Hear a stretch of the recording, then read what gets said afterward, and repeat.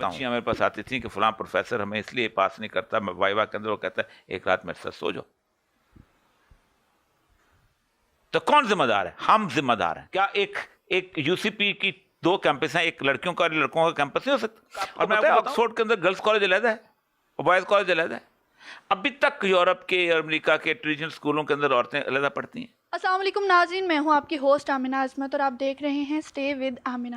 آج میں ہوں دوپٹے میں, وہ اس لیے کہ لاسٹ ٹائم جو میں نے اوریا صاحب کے ساتھ ایک ویڈیو کی تھی اس میں مجھے صرف گالیاں ملی ہیں, گالیوں کے علاوہ. اور آج ہم ڈسکشن کرنے والے ہیں جی سی یونیورسٹی میں ہونے والے ایک سیڈ انسیڈنٹ کے بارے میں, جو کہ آپ سب لوگ جانتے ہیں. وہ کیوں ہوا, کیسے ہوا, سب کو پتہ چل چکا ہے, لیکن اس کا ذمہ دار کون ہے آخر, ہم یہ ڈسکس کرنے والے ہیں.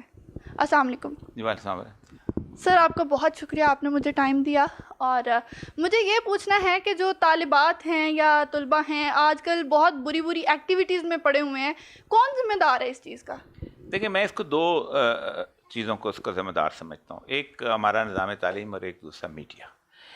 دونوں بنیادی طور پر مل کے ہمارے معاشرے کو ایک خاص نہج پہ لے آئے ہیں کہ جس نہج کے اندر ہم نے پوری کی پوری ہماری جو پرانی ٹریڈیشنل غرض معاشرت تھی اس کو تباہ کر کے رکھ دیا. میڈیا کیا کرتا ہے؟ میڈیا اور این جی اوز اور سول سوسائٹی کا ایک گٹھ جوڑ ہے. میڈیا گزشتہ 30 سال سے کچھ ڈرامے لکھا ہے.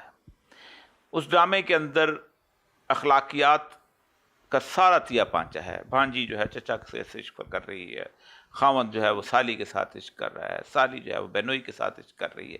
کیا عجیب و غریب سی ایک تلپٹ چل رہی ہے, اور یہ کبھی زندگی میں ہوتا نہیں تھا. دیکھیں یہ ریئلٹیز نہیں ہیں ہماری سوسائٹی کی. اور میں خود چونکہ ڈرامہ لکھتا رہا ہوں, 17 سال میں نے ڈرامہ لکھا ہے. آپ نے کردار تخلیق کرنا ہوتا ہے, اور جب آپ کردار تخلیق کرتے ہیں تو کردار کو آئیڈیلائز کر کے اس کو ایک اچھے کردار کے طور پر پیش کرتے ہیں, کیونکہ وہ آپ ایکچوئل سچی کہانی تو نہیں لکھ رہے ہوتے. لیکن یہاں پر کردار خاص پر تخلیق اس لیے کیا جاتا ہے تاکہ اس کے اندر ایک برائی کا عنصر جو ہے وہ پیدا ہو. اس سارے چکا چوند کے اندر ہوتا کیا ہے کہ جب ہمارے معاشرے کے اندر ایک نظام تعلیم جو ہے اس کا ایک ساتھ دیتا ہے. اب نظام تعلیم ہمارا کس قسم کا ہے؟ نظام تعلیم ہمیں بچپن میں مختلف قسم کی ایسی لائف سٹائل کی صورت دکھاتا ہے جس لائف سٹائل میں ایک مخلوط زندگی ہے, جس میں ایک بوائے فرینڈ ہے, جس میں ایک گرل فرینڈ ہے, وہ آپس میں ملتے ہیں, وہ شاندار قسم کی چولیں کرتے ہیں, سب کچھ کرتے ہیں. پھر ایک ویسٹرن سوسائٹی ہے جس کے اندر آپ اور کچھ نہیں تو کم سے کم 10-15 سال کے لیے لیونگ ٹوگیدر رہ رہے ہیں. پھر لیونگ ٹوگیدر کے بعد آپ نکل جاتے ہیں, آپ کا بچہ جو ہے وہ اسٹیٹ پال رہی ہوتی ہے. پھر ایک 19 سال تک آپ شادی نہیں کر پاتے. اس سارے عرصے میں دیکھیں یہ جو واقعہ ہوا ہے, آپ نے دیکھا کہ میڈیا نے کوئی توجہ نہیں کی. کیوں نہیں کی؟ اس کی ایک وجہ ہے کہ ان کے نزدیک ایک گرل فرینڈ کا ایک بوائے فرینڈ کے ساتھ ملنا, اس کے بعد اس گرل فرینڈ کا بوائے فرینڈ کے ساتھ جسمانی تعلق رکھنا, پھر اس جسمانی تعلق کے طور کی بنیاد پر پریگننٹ ہونا, پھر اس پریگننسی کو ختم کرنے کے لیے ابارشن کرانا, یہ سب ایک رومانی جذباتیت کا حصہ ہے. اور یہ یورپ سے ہم نے مستعار لیا ہے. یورپ میں اور امریکہ میں اگر کوئی بوائے فرینڈ اپنی گرل فرینڈ کو قتل کرتا ہے جو اس کو چھوڑ کے چلے جاتی ہے, یا کوئی خاوند اپنی ایکس بیوی کو قتل کرتا ہے, تو اس کو کاروکاری نہیں کہتے, وہ کہتے ہیں کرائم آف پیشن, جذبات کا ہے. اور اس کو کہتے ہیں یہ ٹیمپرری انسینٹی ہوتی ہے اس کے اندر, یعنی ایک عارضی پاگل پن ہوتا ہے جس کی وجہ سے اس کو ایک مقام دیا گیا ہے کہ یہ بہت اچھے جذبات ہیں. یعنی یہی اگر کام یہاں کو باپ کرے یا تو ہم اس کو کہتے ہیں کاروکاری اور ظلم ہے, حرپت جانتے. ہزاروں کے حساب سے عورتیں جو ہیں ہر سال یورپ میں قتل ہوتی ہیں, اس کو کرائم آف پیشن کا نام دیا جاتا ہے. پھر ایک اور بڑی امپورٹنٹ چیز, ایک نیچرل زندگی گزارنے کا راستہ ہے کہ آپ ایک شادی کریں اور اپنی زندگی گزاریں. یورپ کی اور امریکہ کی جتنی بھی ریاستیں ہیں ان کے اندر 18 سال 19 سال 20 سال شادی کی عمر ہے. لیکن ہو کیا رہا ہے؟ انہوں نے کہا قانون تم جہنم میں رکھو, ہم تو تعلقات رکھیں گے. ہر سال صرف ایک ملک جو امریکہ ہے اس کے اندر 10 لاکھ بچیاں بیچاری ہیں, وہ بغیر شادی کے بچے پیدا کرتے, 10 لاکھ. اور ظلم کیا ہے کہ باپ چلا جاتا ہے, بچے ماں پالتی ہے. وہ اگر او لیول میں پڑھ رہی ہے تو او لیول چھوڑ دے گی, کسی بیوٹی پارلر میں جا کے بال کاٹنا شروع ہو جائے گی کیونکہ اسے بچہ پالنا ہے, کسی جگہ جا کے کوئی کمپیوٹر آپریٹر لگ جائے گی, کچھ ایسی ہیں کہ جو فلور پہ ڈانس کرنا شروع ہو جائیں گی. اور اگر کوئی زیادہ اس کو کوئی اور بوائے فرینڈ مل گیا تو وہ اس کو اٹھائے گی بچے کو اور فوسٹر ہوم میں بھیج دے گی.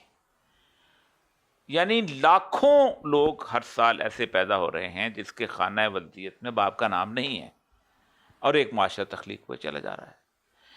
اس معاشرے کے اندر آج اگر یہ لوگ اس لیے شور نہیں مچاتے کیونکہ بنیادی طور پر یہ سمجھتے ہیں کہ یہ دونوں ملے تھے, اس کی وجہ یہ نہیں ہے کہ وہ ایک غلط حرکت کر رہے تھے.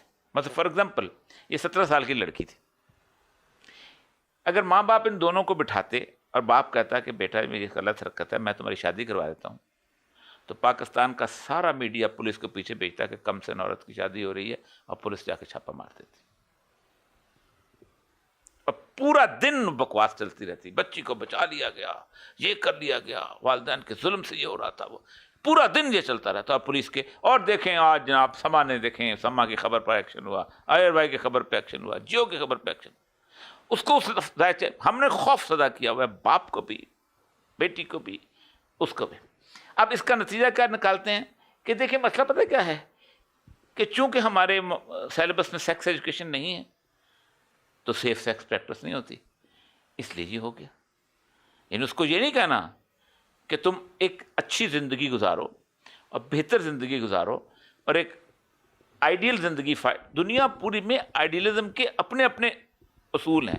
دیکھیں پوری دنیا میں آج بھی سب سے زیادہ قتل کس بات پہ ہوتے ہیں, مرد کرے یا عورت کرے, وہ دھوکے اور فریب پہ ہوتے ہیں, انفیڈیلٹی پہ ہوتے ہیں نا. اور دھوکہ فریب کیا ہے کہ ایک برتن جو ہے اس میں سے 2 لوگ نہ کھائیں, یہی دھوکہ فریب, اور کیا ہے, اور بیک وقت 2 لوگ نہ کھائیں کم از کم.